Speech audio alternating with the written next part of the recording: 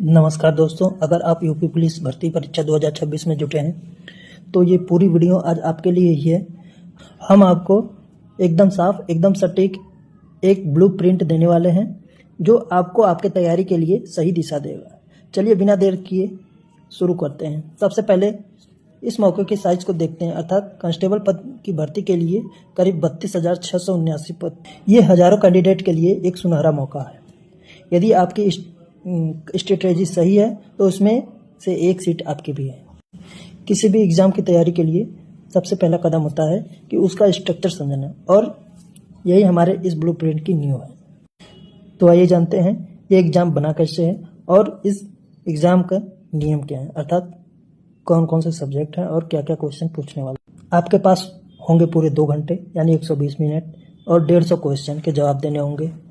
हर सही जवाब के लिए मिलेंगे 2 नंबर, मतलब टोटल 300 नंबर का पेपर होने वाला है। और पेपर हिंदी और इंग्लिश दोनों भाषाओं में होगा। और अब जानते हैं मार्किंग स्कीम की, और यही सारा खेल पलट जाता है।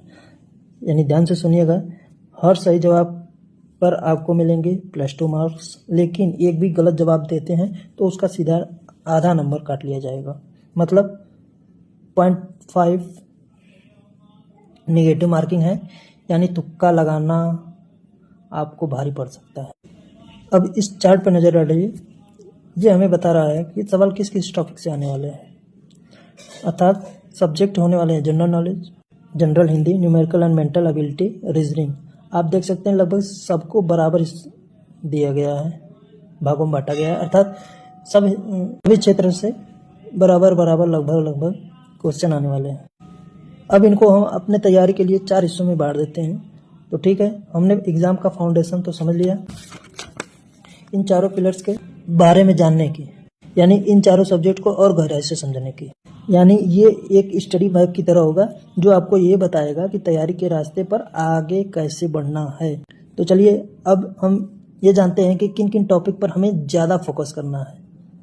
तो हमारा पहला पिलर है जनरल नॉलेज। जैसा कि आप सभी को जानकारी होगी कि यह सब्जेक्ट बहुत बड़ा है, तो ऐसे में ये बात जानना बहुत ज़रूरी है कि कहाँ से शुरू किया जाए। कुछ महत्वपूर्ण टॉपिक्स हैं जैसे इंडियन कॉन्स्टिट्यूशन, इकोनॉमी और कल्चर, लेकिन असली फोकस यूपी का कल्चर, वहाँ का एडमिनिस्ट्रेशन, पुलिस सिस्टम और करंट अफेयर्स, पुलिस सिस्टम और करंट अफेयर्स नेशनल और इंटरनेशनल दोनों, और जो भी फेमस बुक्स और उनके राइटर हैं उस पर नज़र रखना हमको बहुत जरूरी है। अब चलते हैं जनरल हिंदी की बात करते हैं। ये सब्जेक्ट स्कोरिंग सब्जेक्ट हो सकता है, बशर्ते आपकी तैयारी अच्छी होनी चाहिए।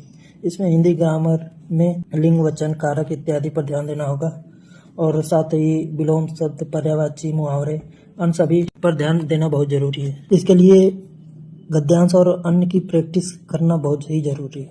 अब बात करते हैं तीसरा pillar, numerical and mental ability. ये एक ऐसा सेक्शन है जो कुछ कैंडिडेट के लिए थोड़ा मुश्किल हो सकता है, क्योंकि इसमें मैथ एंड लॉजिक दोनों की स्किल परखी जाती है।